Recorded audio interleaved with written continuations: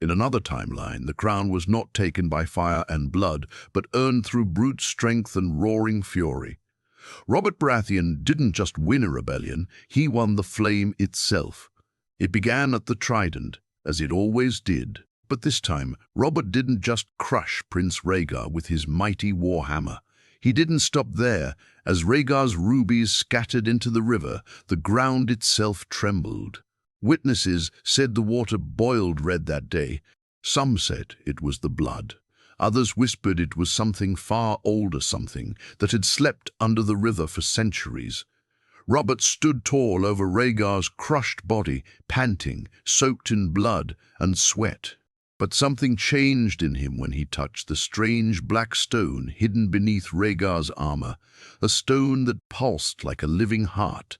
He never spoke of it again, but from that moment on, fire seemed to follow him. Unlike the Robert we knew, the one who grew fat, bitter, and drunk on old glories, this Robert was different. When he marched to King's Landing, his warhammer glowed faintly at the edges, like the embers of a forge. The city still burned, yes, but Robert didn't flinch at the smell of ash. He walked into the Red Keep, not as a conqueror, but as something more.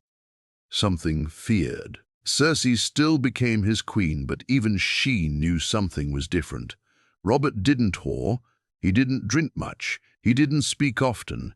He ruled with a fire in his eyes that made the lords uneasy. The Iron Throne was made of swords, but now it sat on a platform that hissed smoke.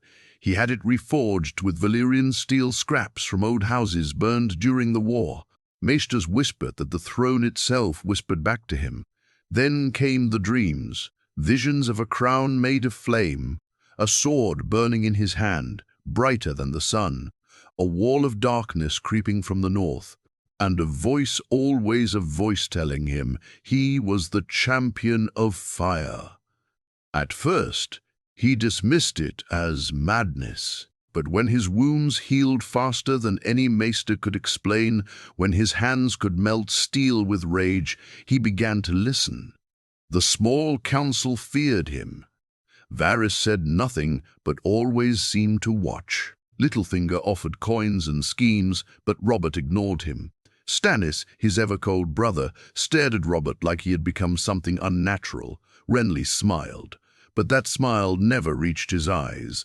Then came the dragons, not Dany's dragons. No, these were wild, ancient, smaller, but real, spotted in the far south. Burned villages, bones in the sand. Robert rode out alone and returned with scorched armor and a dragon's skull in his hand. The people called him the Flame-Bearer. Songs were sung. But no bard ever wrote what Robert truly said that day. Only Ned Stark heard it, and he never repeated it to anyone but Captain. "Fire is not ours to command, Ned," Robert had whispered. "But I think it chose me." The faith grew uneasy. Septons called him a false king. The High Septon mysteriously vanished. Burned robes were found near Dragon Pit. The silence from Old Town was loud. Still, Robert ruled, and as years passed, his power only grew. But so did the darkness. Whispers of shadows beyond the wall reached the capital. Ravens flew slower. Snow fell earlier. And in the dungeons of the Red Keep, hidden beneath layers of stone and time, Robert found something terrible, a sword, burning yet cold, waiting for a hand worthy enough. He called it Godsbane. When Jon Arryn died, still murdered, but not by poison, Robert looked north. He summoned Eddard Stark, not just as hand, but as general. War was coming. Not for thrones, not for crowns, but for survival. And Robert Baratheon, the man who once only cared for wine, women, and war, now stood at the center of prophecy. Not the prince that was promised. No, that title meant nothing to him. He was something else. He was the champion of fire. The north was colder than Robert remembered. As his boots crunched the frost outside Winterfell, a strange silence sat over the land. Not the silence of peace, but the kind before a storm breaks the sky in two. Even the direwolves kept to the shadows, growling low like they sensed something unnatural had crossed the threshold of the old gods. Eddard Stark stood beside him, his face harder than ever, but his eyes betrayed something close to fear. "This isn't the same North, Robert," he said quietly. "The land feels wrong." Robert didn't reply at first. He stood there, staring into the grey skies, his breath misting in the frozen air. Beneath his black and red armor, the warmth of the firestone pulsed against his chest. It had never been this hot. It beat like a second heart now. "I felt it too," he finally said. "Something is waking, Ned, and it wants us dead." They spoke in whispers that night, away from the eyes of lords and servants. In the crypts of Winterfell, Robert's voice echoed among the dead. "I've seen things in my dreams, a wall falling, a boy with black eyes and no soul, the dead walking like men, and a sword." He touched the hilt of Godsbane, now sheathed at his side. A sword meant to end the world or save it. Ned remained silent for a long time. Then he said, "There's a reason the old gods don't speak much anymore. Maybe they're listening." Robert chuckled, but it didn't sound amused. "If they are, they've gone quiet at the wrong damn time." News arrived the next day. The wall had been attacked, not breached, but tested. Ranging parties vanished without a trace. Raven's sent to Eastwatch never returned. And worse, fire had been found on the snow. Blackened footprints. Burned trees, but no sign of what made them. "What burns in the land of ice?" Ned asked. Robert had no answer, but deep down he knew. The fire inside him, it wasn't pure. It wasn't righteous. It was hungry. When the time came, Robert didn't ride south to sit his throne. He stayed in Winterfell, summoning bannermen, building fire pits, storing obsidian. Jon Snow, just a bastard then, watched from a distance as the king trained by torchlight alone, his swings faster than men half his age. And when Jon's eyes met the burning edge of Godsbane, the sword hummed softly just for a second. Robert noticed. "What's your name, boy?" "Jon Snow, your grace." Robert studied him, really studied him. There was something familiar in the boy's face, not just Stark, something more. "You know how to fight, a little. Sir Roderick says I'm quick." Robert grunted. "Quick dies first in real war, but stay close. You'll see what fighting really means when the snow starts bleeding." That night, Maester Luwin found something buried deep in the oldest scrolls tales from Valyria before the Doom. A champion of fire would rise when winter and death became one. He would bear the curse of flame, command the rage of dragons, and stand alone at the edge of the world. But it also says he'll burn everything he loves to stop what's coming, Luwin added quietly. Robert stared into the fire. "Then I hope I have nothing left to love," he said, not realizing Cersei's letter sat unopened on his desk. Down in King's Landing, Queen Cersei plotted her own rise. With Robert gone and power slipping, she looked toward the old secrets. The Red Keep's darkest chambers held more than rumors. She found the same firestone Robert had once touched, cracked in half and humming with heat. She didn't understand it, but she felt its pull. Visions came, not of glory, but of ash, of her children screaming in a city aflame, and Robert standing tall but eyes blowing like wildfire.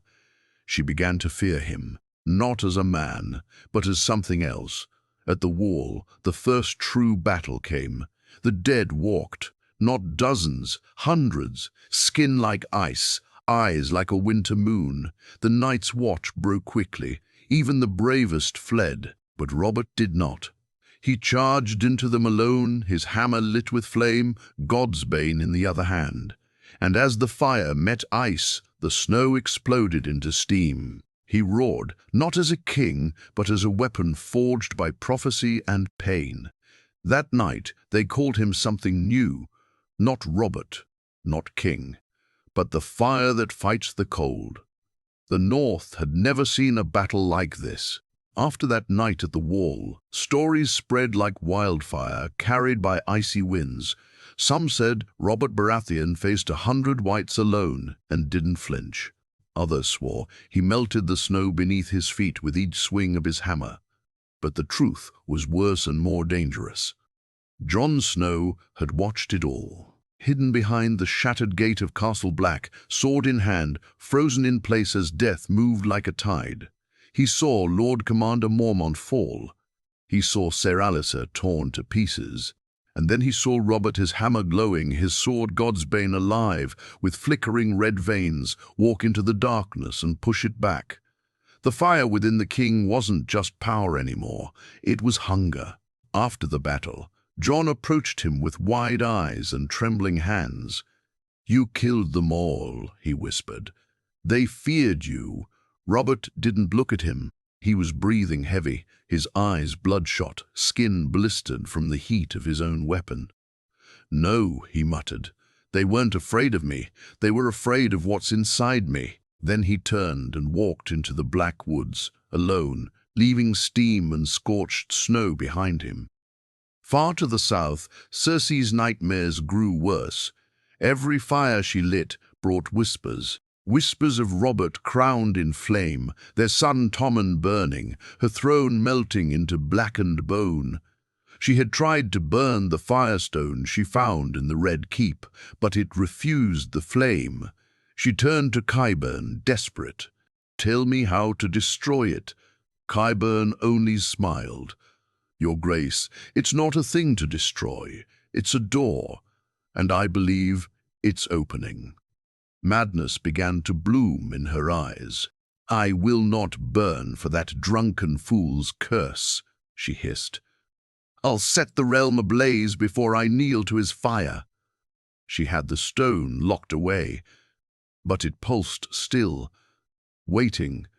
In Winterfell, Ned Stark was dying, not from blade or poison, but something slower. A sickness, cold and creeping. He had watched his old friend speak in tongues while holding the sword, Godsbane, sweat pouring off him as the blade whispered an ancient Valyrian. Robert had stopped sleeping. He spent hours staring into fire, muttering of "the wall that bleeds" and "a shadow prince with no name." Maesters feared his mind was slipping, but the Northmen didn't care. He had saved the wall. He was their king. And Jon Snow followed him like a shadow. There was something between them now, something old, deep, and unspoken. The fire in Robert stirred something inside the boy. Sometimes, when Robert was near, Jon would feel his blood throb. He would hear faint whispers in languages he didn't understand.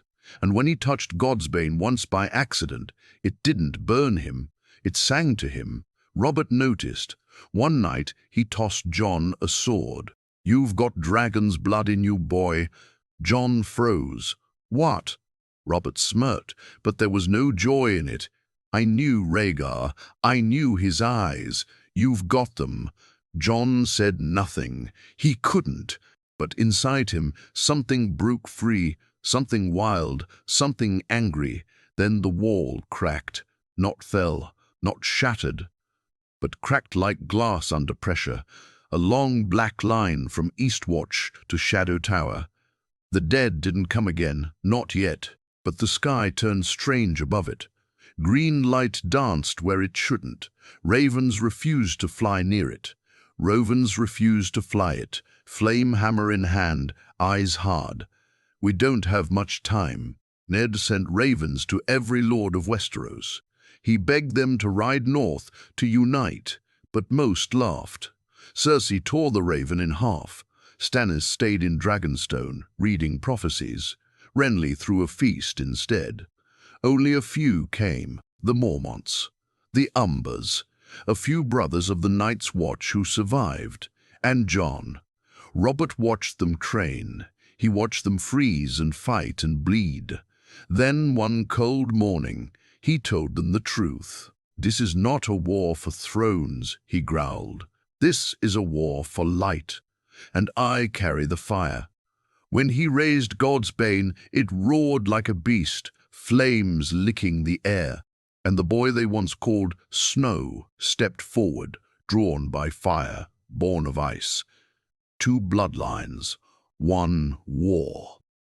And the darkness waiting just beyond the wall, snowfall had turned into a blizzard that refused to end. The sky over the wall darkened for days, casting a shadow so deep it looked like the sun had abandoned the north. Birds no longer sang. Even the wind sounded different, less like wind and more like whispering voices hissing from the trees, as if the forest itself had begun to speak in a dead language. Robert Baratheon stood at the cracked wall, staring into the white nothing beyond. His beard was thick with ice. His warhammer, blackened by fire, steamed in the cold air. Godsbane pulsed quietly at his hip like a heartbeat no longer his own. "They're gathering," he said, not turning. Jon Snow stood behind him, cloaked in fur, eyes wide. "How do you know?" Robert pointed to the clouds. "The snow doesn't fall like that without death coming with it." Jon followed his gaze. The clouds were moving in a slow spiral, unnaturally perfect. At the center, blackness. Jon had seen that spiral before, carved into trees, burned into the ground, left behind by things that didn't belong in the world of men. "The Night King," Jon whispered. Robert didn't answer. His eyes had glazed over as if he was listening to something Jon couldn't hear. Finally he said, "He's not just a king, boy. He's a god of winter now. And gods don't die easy." That night, Robert lit a great fire outside Castle Black. It blazed higher than any pyre, its flames green and red and white-hot gold. Soldiers gathered in silence, watching as the champion of fire stood before them, every inch a god of war. "We cannot wait for them to come to us," he thundered. "The wall is breaking. The dead are growing in number every hour. Every man, woman, and child they take becomes another weapon against us." He paused, looked at them one by one. "You ride with me into the Frostfangs. We strike them before they reach the wall. We don't wait to die. We take the fight to death itself." The firelight danced in his eyes, and for a moment he didn't look like a king. He looked like something born from the fire, something terrible and beautiful. Some hesitated, most knelt, and Jon stood beside him. "I'll ride," Jon said. Robert smiled faintly. "Of course you will. Fire calls to fire." The Frostfangs were not mountains anymore. They had become graveyards. Frozen carcasses of giants lay twisted under snowbanks. Entire forests had been reduced to brittle, blackened skeletons. Even the wind had gone quiet, as if afraid to stir the silence. They rode in single file. Robert led the front, Godsbane now drawn, its flame blue and flickering. Behind him rode Jon, then Tormund Giantsbane, who had joined them halfway through their march, ragged and pale. "The dead," Tormund grunted. "They don't fight fair. They wait, they watch, and they don't care if you scream." Robert only replied, "Good. I want them to hear me." They found the first army at dusk, thousands of wights, unmoving, arranged in perfect rows. At the center stood something taller, cloaked in ice-crusted robes. It had no face, just shadow beneath a crown of icicles. "The Night King's priest," Robert muttered. "One of his generals. He dismounted." "Stay here," he told Jon. "If I fall, burn everything." Jon frowned. "You can't go alone." "I'm not alone," Robert said. "I have the fire." And then he charged. The sky opened when Robert struck. Godsbane crashed into the priest, and a burst of flame exploded so bright it turned night into day. The earth split beneath them. The wights shrieked and rushed forward, but the fire spread faster, melting their legs before they reached him. The priest wailed, arms raised, calling down ice, but Robert's hammer smashed it to pieces. The flame roared higher, but something was wrong. The fire was not stopping. Jon watched in horror as the flames didn't die. They consumed not just the enemy, the trees, the rocks, the air itself. And Robert stood at the center, burning, roaring, eyes glowing red. He had become the fire. He raised his hand toward Jon, lips moving, but no sound came, only fire. Jon stepped forward, heart pounding. He wanted to help him, to save him, but the heat was too strong. His boots began to melt. Suddenly, Robert dropped to one knee. The fire pulled back, not gone but controlled, barely. When Robert rose, his face was different, older, scarred, marked by flame, and his voice when he spoke sounded like it came from somewhere deep beneath the earth. "The Night King knows me now," he said. Jon swallowed. And Robert looked north where the darkness stirred. "He's coming." The march back to Castle Black was not a return, it was a warning.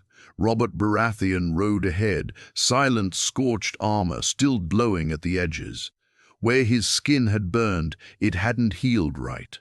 It shimmered like cracked lava, pulsing beneath the surface of his flesh. His eyes no longer blinked as often. His breath steamed even when it wasn't cold. And when he passed through snow, it melted in a perfect circle around his horse. Jon Snow walked beside him, unable to speak for hours. He had seen men fight and die. He had seen corpses rise again.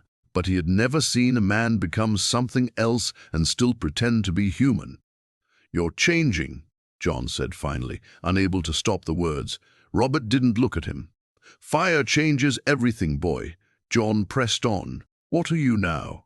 Robert turned slowly, his face half shadow, half ember. "The same thing you'll become if you live long enough." Jon's heart stilled.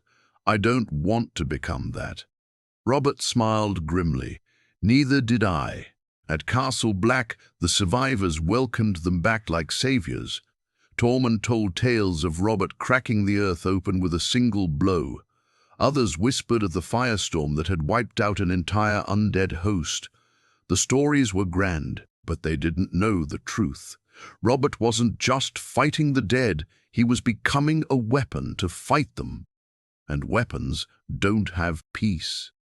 That night, Jon went to Maester Aemon. The old man sat quietly near a dying fire, blind eyes staring into memories. Jon told him everything. When he finished, Aemon whispered, "He is a fire that burns too hot.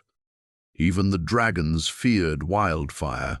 What burns so bright will one day turn and consume the world." Jon frowned. "He's our only hope." "No," Aemon said softly. "He is a choice. Hope is you." Jon didn't understand then, but he would. Soon, far beyond the wall, deep in the heart of the storm, the Night King opened his dead eyes. The attack had not surprised him, but the fire had. He reached into the black snow, pulling shards of ice shaped like knives. Around him stood his generals, hollow and still. His mouth opened, no sound but the sky itself responded. Lightning cracked above the clouds, and below, the dead began to stir. Not hundreds, not thousands, tens of thousands. A sea of silence, teeth and bone, ice and hatred. They began to march south. The long night had begun again. In King's Landing, smoke curled from the Red Keep's chimneys day and night.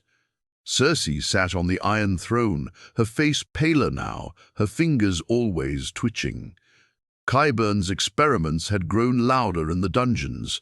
Screams sometimes echoed through the halls, followed by silence. She still dreamed of fire, only now it whispered her name. The firestone had cracked open, revealing a pulsing red heart. When she touched it, she didn't burn. Instead, her skin glowed faintly. She called it the Queen's Ember. She wore it on a chain around her neck. "Robert thinks fire chose him," she muttered to herself in the mirror. "But fire is a liar. It chooses, No one. It tempts. She had sent no help north. She would not kneel to a burning man who once spat wine at her feet. If Robert became a god of flame, then she would become a queen of ash. Let them both burn, she thought. Only one would survive the fire. At Castle Black, Jon trained harder than ever. Robert watched from the shadows. He saw the way the sword moved in Jon's hand, the way his steps followed instinct, not training, the way God's Bane hummed when Jon was near. "He's not ready," Ned muttered behind him. "No," Robert said, "but he will be. You're turning him into you. I'm turning him into what we need." Ned stared at his old friend. "And what are you turning into?"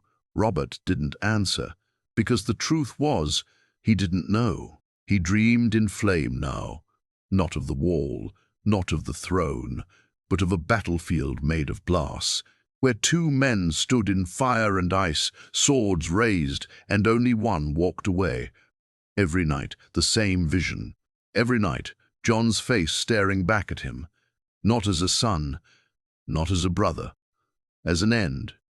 The horn blew 3 times, not once, not twice, 3. The sound of doom. The dead had reached the wall. Jon grabbed his sword. Robert stepped into the courtyard, flames already licking his shoulders. No time for war cries, no time for speeches. The fire had come to meet the cold, and this time it would not burn alone. The third blast of the horn did more than echo. It cracked the sky. Men dropped their swords in terror. Horses reared. The Night's Watch, hardened by blood and death, stood frozen. Everyone had heard the stories. 3 blasts meant one thing. The others had come. The White Walkers, the true masters of the dead. And beyond the wall, their army stretched from one horizon to the next. The trees groaned under the weight of the cold. The sky turned a sickly grey-green, as if the sun itself had been banished. At the head of the army rode the Night King, silent, unblinking, astride a monstrous dead elk crowned in bones.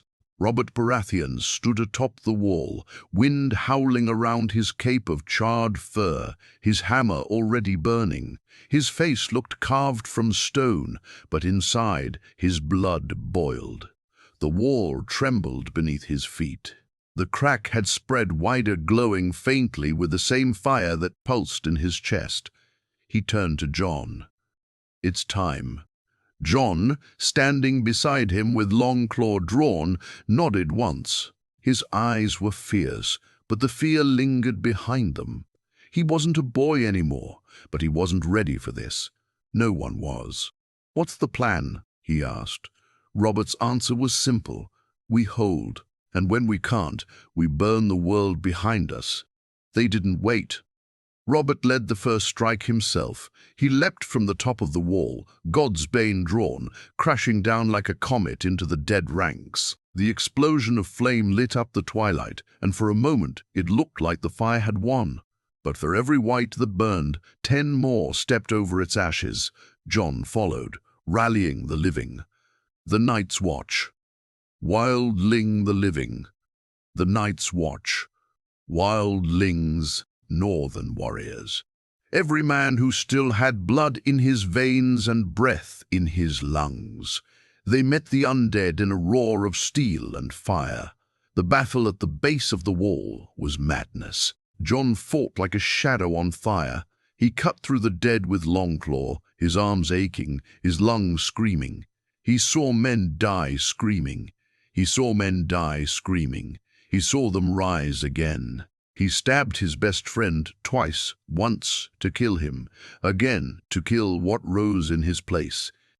And then he saw it, a White Walker, tall, pale, eyes like shattering glass. It walked through fire without flinching. Its blade-black ice cut through a dozen men like water. Jon ran to meet it. Their swords clashed with a scream that tore the air apart. Sparks flew, steel hissed. The White Walker fought like death given form, but Jon was faster, stronger, Or maybe just more desperate. He stabbed it through the chest.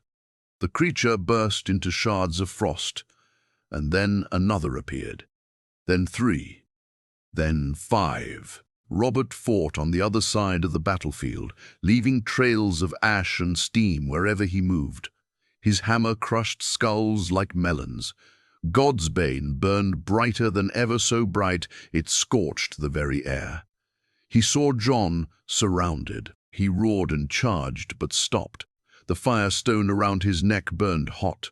A voice whispered in his mind, "Let him fight. Let the boy find the fire." Robert's eyes narrowed. He turned away. Jon didn't see. He bled. He cried out. But he fought like a demon until they began to fall back. The wall was cracking. The army of the dead kept coming. Relentless, tireless, endless. They couldn't win.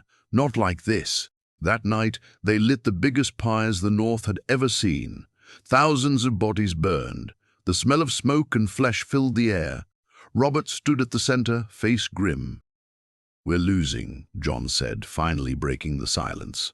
"They just keep coming. We kill them, and they rise. We burn them, and they return colder. We fight, and they don't care." Robert nodded. "They don't fear death." Jon's voice cracked. "So what now?" Robert turned to him, his voice low and heavy. "We go to the heart." Jon frowned. "Where?" Robert's eyes burned. "To where it all began. The cave of the first flame. The place the children of the forest made their first mistake." Jon paled. "That's suicide. It's beyond the lands of always winter." Robert smiled. "I've been dying since I touched that stone, boy. The only question is whether I burn for something that matters." He handed Jon a small vial. The liquid inside glowed gold. "What is it?" Jon asked. "Lifeblood," Robert said. "From the fire inside me. You'll need it if I don't return." Jon stared at the vial. Robert turned toward the cold wind and walked into the dark. Alone. To end the war. Or become the firestorm that devoured the world. The cold had a voice. It didn't speak in words, but in memories.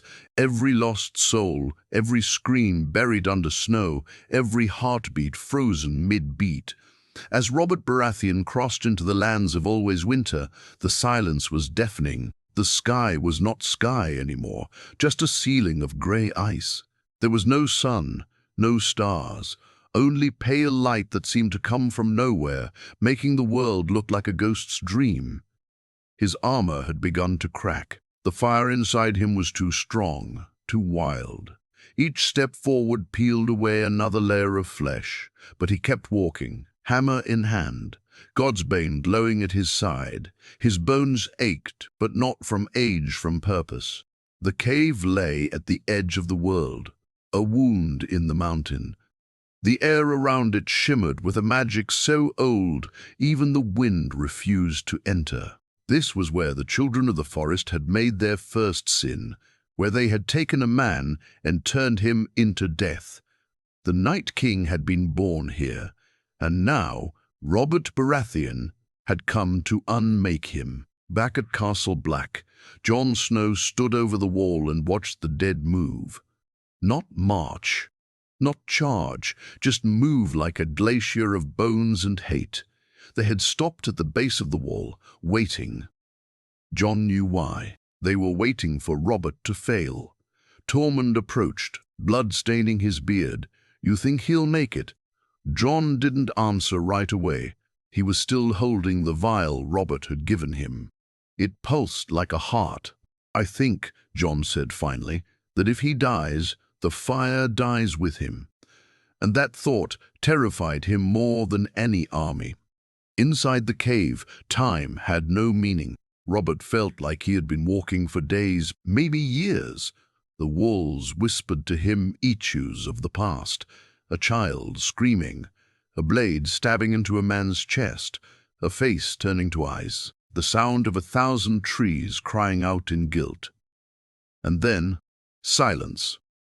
In the center of the cave stood a figure, Not the Night King, but close, pale as snow, with eyes like frozen stars. It wore no armor, held no weapon, but its presence made Robert stumble. "You carry the fire," the creature said. Its voice was 1,000 cracks of ice. "I carry the will to end this," Robert growled. The creature tilted its head. "Do you even know what you are?" "I'm what the world needs." "No," the figure said, stepping closer. "You're what the world feared. A man too strong, touched by a god too wild. Fire is not light. Fire is hunger. And you are starving." Robert didn't flinch. "Maybe, but I'm still man enough to end you." He raised God's bane and charged. The cave exploded in light. The battle wasn't like anything the world had seen. Fire and ice didn't clash, they screamed. Robert struck with fury. The creature moved like fog. Every time he landed a blow, it shattered but reformed. Every time he burned it, it screamed but grew colder. And then it stabbed him, right through the chest. The firestone cracked. The fire spilled out, but Robert didn't fall. He roared and the flame consumed the cave. Walls melted, ice wept, and the creature, whatever it was, vanished into ash and shadow. Robert dropped to his knees. His skin was gone, his body nothing but smoke wrapped in bone.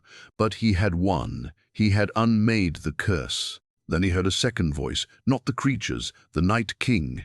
"You killed my shadow," the voice said, echoing through the cave. "But you didn't kill me. But you didn't kill me." And Robert realized he had burned the altar, not the god. The real war hadn't even begun.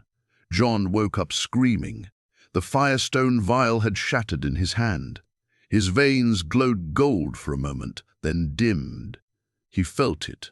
Robert was dying. But his power, his fire, had passed to John. He fell to his knees. His body felt too small. His blood burned. His sword hummed. The wall shook. And from the north a horn blew, not human, not alive. The Night King had arrived. Robert had weakened him. Now John had to finish it, but not as a man, as the new champion of fire. The final battle was here. The wall cracked like thunder, splitting the world in two. A scream of ancient stone echoed across the north, and with it came silence, unnatural, heavy, final. The Night King had arrived. He stood at the shattered gates of Castle Black, cloaked in frost, his crown of ice gleaming beneath the dead sky. His army stretched behind him like a tide that had forgotten the meaning of retreat. Tens of thousands of the dead, and not one breath among them. Jon Snow stood atop the wall, breath ragged, eyes wild. The fire Robert had passed to him now coursed through every vein like molten steel. He had not slept, had not eaten. His dreams were firestorms. His hands shook with power not meant for men. He felt the heat under his skin, burning just beneath the surface. His eyes, no longer the grey of the north, now flickered like embers in a snowstorm. The sword Longclaw hummed when he touched it. The wolf's head pommel burned in his grip. He was no longer a bastard. He was the fire reborn. Behind him, men of the Watch looked to him for hope.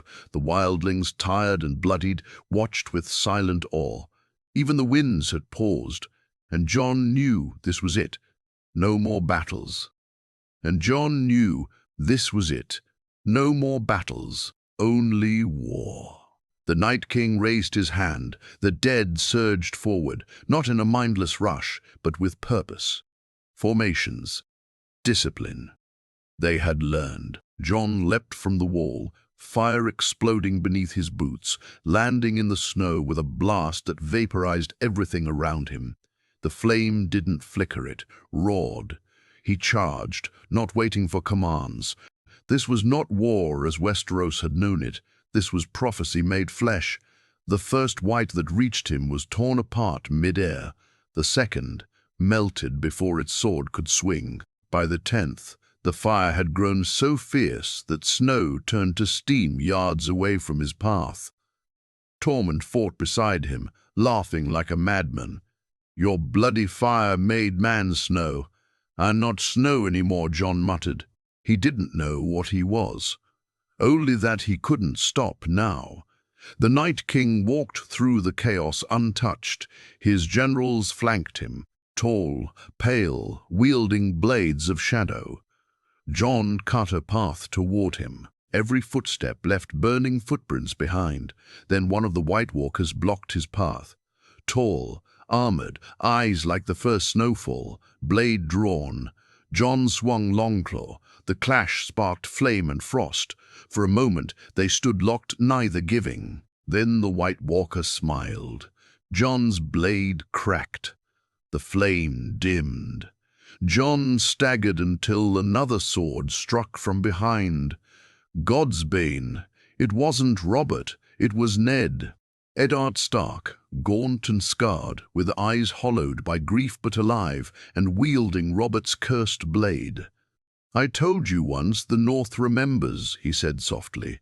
Together, father and son, though not by blood-faced the pale night. This time when they struck, the fire screamed, the White Walker shattered. But Jon knew that wasn't the true fight. It was still ahead. He ran through the battlefield, carving a path of molten death, and at the heart of it all, at the center of night itself, stood the Night King. Their eyes met. Jon saw nothing.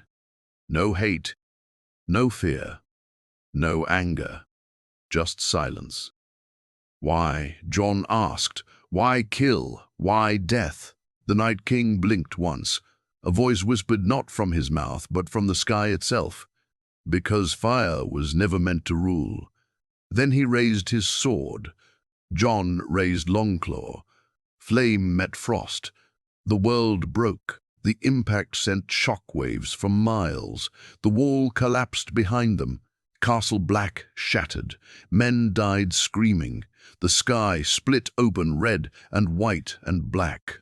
And when the smoke cleared, two figures remained. Jon stood, barely flames licking his shoulders, skin burned, armor melted.